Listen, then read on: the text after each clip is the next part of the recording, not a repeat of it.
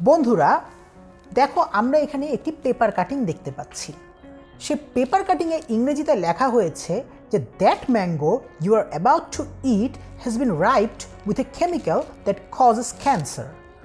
এটার মানে হচ্ছে যে তোমরা যে আম খাচ্ছ, সেই আম এমন একটা পদার্থ দিয়ে পাকানো হচ্ছে যে পদার্থটি তোমাদের শরীরে ক্যান্সার ঘটাতে পারে। কিন্তু এটা কিন্তু একটা পত্রিকার রিপোর্ট, তার মানে এটা অবশ্যই মিথ্যা কথা কিন্তু এখানে বলা হয়নি। আসলেই আমরা যে যে খাবার খাই বা যে ফল খাই, সে ফল খেতে তো আমাদের নিশ্চয়ই অনেকের অনেক ভালোই লাগে, কারণ পাকা ফল দেখলেই আমাদের একটু কিন্তু আমাদের অ্যাট্রাকশনটা বেড়ে যায়। তো সে পাকা ফল খেতে যেমন আমাদের ভালো লাগে, তেমনিভাবে আমাদের কিন্তু একটা জিনিস মাথায় রাখতে হবে, এই পাকা ফলগুলো কিন্তু সবই কিন্তু গাছ পাকা না। কিছু অসাধু ব্যবসায়ী রয়েছে যারা অতিরিক্ত লাভের আশায় যে কাজটি করে, সেটি হচ্ছে অত্যন্ত ঘৃণিত একটি কাজ করে। তারা কেমিক্যাল ব্যবহার করার মাধ্যমে ফলকে পাকিয়ে ফেলে, আর সেই কেমিক্যালগুলো যখন ফল খাওয়ার সাথে সাথে আমাদের পেটে বা আমাদের শরীরে যায়, আমরা কিন্তু তখন অসুস্থ হয়ে পড়ি। আমাদের বিভিন্ন ধরনের রোগ দেখা দিতে পারে, স্নায়ুতন্ত্র, ফুসফুসের ক্ষতি হতে পারে, ক্যান্সার হতে পারে।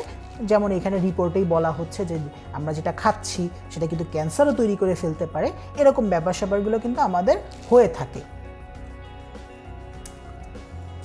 তো আমরা আজকে যে টপিকটি নিয়ে আলোচনা করব, মূলত তার মূল ভাবটি হচ্ছে এগুলোই, যে কৃষিদ্রব্য প্রক্রিয়াকরণে রাসায়নিক দ্রব্য কিভাবে ব্যবহার করা হয়।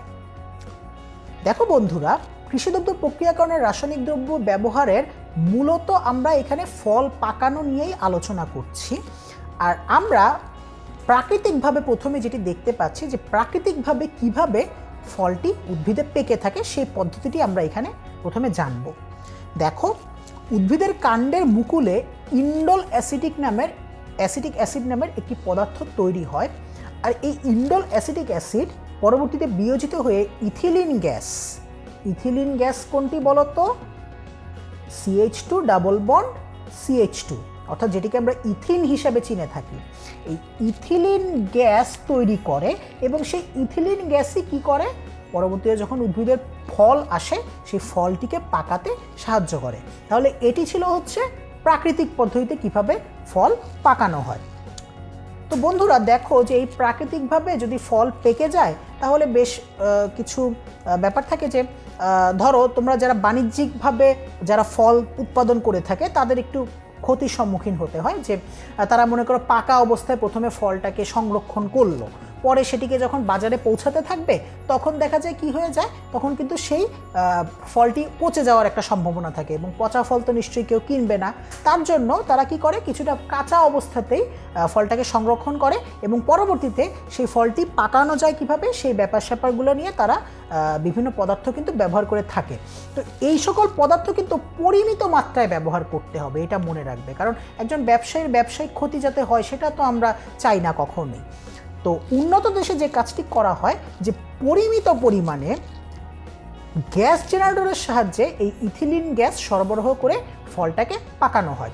আর এই পরিমিত মাত্রাটি হচ্ছে বাতাসে 0.1% ইথিলিন গ্যাস ব্যবহার করা হয়ে থাকে।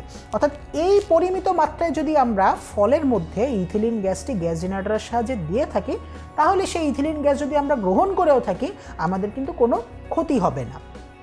কিন্তু আমাদের অসাধু ব্যবসায়ীরা যে কাজটি করে, সেটি হচ্ছে তারা মাত্রাতিরিক্ত ইথিলিন ব্যবহার করে। আর এই মাত্রাতিরিক্ত ইথিলিন ব্যবহারের কারণটি হচ্ছে ফল যাতে খুব তাড়াতাড়ি পেকে যায়। ফল তাড়াতাড়ি পাকলো, বাজারে খুব বেশি দিতে পারলো, বাজার থেকে আবার সেগুলো খুব তাড়াতাড়ি বিক্রি হয়ে গেল, আরও বেশি ফল তারা নিয়ে আসলো, সেই ফল আরও বেশি তাড়াতাড়ি করে পাকালো এবং তাড়াতাড়ি বিক্রি হয়ে গেল। কারণ কাঁচা ফল তো, এই যে কাঁচা আম, তারপর হচ্ছে কাঁচা বেল বা কাঁচা জাম্বুরা, এগুলো তো সাধারণত, বা কাঁচা কলা, এগুলো তো সাধারণত কেউ কিনতে চায় না, পাকা ফলই বেশি কিনতে চায়। তাই খুব তাড়াতাড়ি যাতে করে পেকে যায়, তার জন্য তারা যে কাজটা করে, যে অনুমোদিত মাত্রা বা 0.1% সেটা তোয়াক্কা না করে তারা মাত্রাতিরিক্ত ইথিলিন ব্যবহার করে। আর অসাধু ব্যবসায়ীদের এই মাত্রাতিরিক্ত ইথিলিন ব্যবহারের জন্য সেই ধরনের পাকা ফল খেয়ে দেখা যায় আমাদের স্নায়ুতন্ত্র দুর্বল হয়ে যায়, আমাদের চোখ বা ত্বক বা ফুসফুস এবং মস্তিষ্কের ক্ষতি হতে পারে, এবং আমাদের যে অক্সিজেন সরবরাহর পদ্ধতি রয়েছে আমাদের শরীরে, সেই অক্সিজেন সরবরাহ পদ্ধতিতে দীর্ঘমেয়াদী একটি সমস্যা কিন্তু হতে পারে। তো বন্ধুরা, তোমাদের সচেতনতার জন্য আমি এখানে দুটো ছবি তোমাদেরকে দেখাচ্ছি। দেখো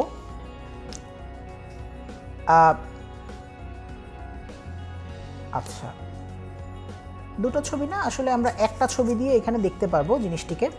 দুটো ছবি আসলে একই ধরনের। তো দেখো, আমরা এই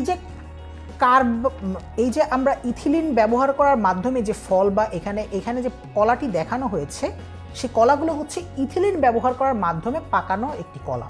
তো এই ইথিলিন ব্যবহার করে পাকানো একটি কলার মধ্যে ইন্ডিকেশন বা নিশ্চিতকরণ চিহ্ন কী কী থাকবে দেখো, আমরা দেখতে পাচ্ছি যে এতে এরকম গ্রিন স্টক বা সবুজ আকারের কাণ্ড থাকবে, সবুজ কালারের কাণ্ড থাকবে, আর কোনো স্পট থাকবে না, no spot and a yellow lemon skin.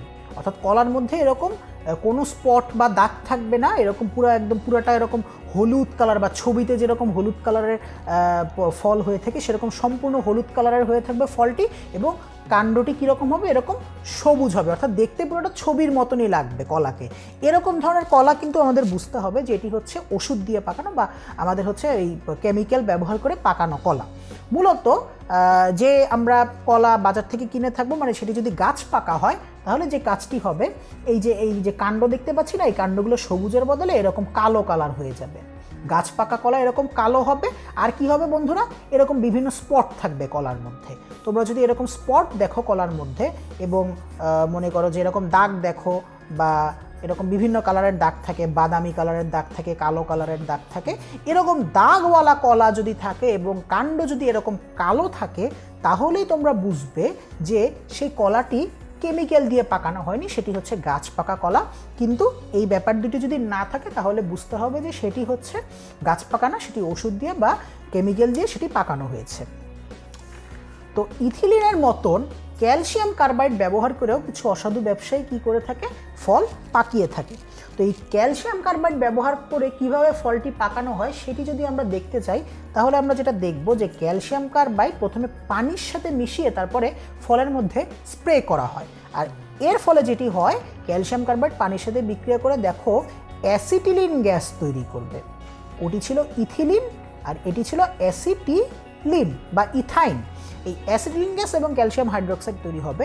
এই ইথিলিনের মতন এই অ্যাসিটিলিন গ্যাসও ফল পাকায় এবং একইভাবে শরীরের কিন্তু আমাদের ক্ষতি করে থাকে। অর্থাৎ এটি দিয়েও যদি আমরা ফল পাকিয়ে থাকি এবং মাত্রাতিরিক্ত পরিমাণে যদি এটি ব্যবহার করা হয়, সেটি আমাদের শরীরে এরকম ক্ষতিই কিন্তু সাধন করে থাকবে। স্নায়ুতন্ত্র দুর্বল করবে, ত্বক চোখ ফুসফুসের ক্ষতি করবে এবং অক্সিজেন সরবরাহে সমস্যা করবে। তো এই জন্য বর্তমানে ব্যবসায়িক ক্ষতিও তো আবার হতে দেওয়া যাবে না, আবার খুব বেশি মাত্রাতিরিক্ত ব্যবহারও হতে পারে না। তার জন্য এগুলো নিয়ে রসায়নবিদগণ অনেক ধরনের গবেষণা করছেন, এবং সেই গবেষণার ফলে বর্তমানে বিথাইলিন নামের একটি রাসায়নিক পদার্থ তৈরি হয়েছে। যে রাসায়নিক পদার্থের পাশে দেখো আমরা টিক চিহ্ন দিয়েছি, তার মানে হচ্ছে এই বিথাইলিন দিয়ে যদি ফল পাকানো হয় তাহলে সেটির এখনও পর্যন্ত কোনো ক্ষতিকর দিক পাওয়া যায়নি। অর্থাৎ এই বিথাইলিন দিয়ে যদি আমরা ফল পাকাই তাহলে সেই পাকা ফল খাওয়া একদম কোনো ক্ষতি আমাদের ঘটাবে না, সেটি একদম নিরাপদ হবে। কিন্তু ব্যাপার হচ্ছে যে এই বিথাইলিনটি অত্যন্ত এক্সপেন্সিভ বা অত্যন্ত দামি। এই জন্য অসাধু ব্যবসায়ীরা বিথাইলিন ব্যবহার না করে কি করে, আমাদের দেশে ইথিলিন বা অ্যাসিটিলিন বা কার্বাইডই ব্যবহার করে থাকে। তো আমাদের যে কাজটি করতে হবে সেটি হচ্ছে আমাদের নিজে সচেতন হতে হবে এবং মানুষকে সচেতন করতে হবে। কেননা আমরা যদি এই কাজটি করি বা এই ঘৃণিত কাজগুলো করি, তার ফলে কিন্তু আমরাই অত্যন্ত ক্ষতির সম্মুখীন হব। তাহলে এই ছিল কৃষিদ্রব্য প্রক্রিয়াকরণে রাসায়নিক দ্রব্যের ব্যবহার সম্পর্কিত যাবতীয় আলোচনা। ভবিষ্যতে আমরা আরও অনেক জিনিস শিখব, আর তার জন্য আমাদের সাথেই থাকবে।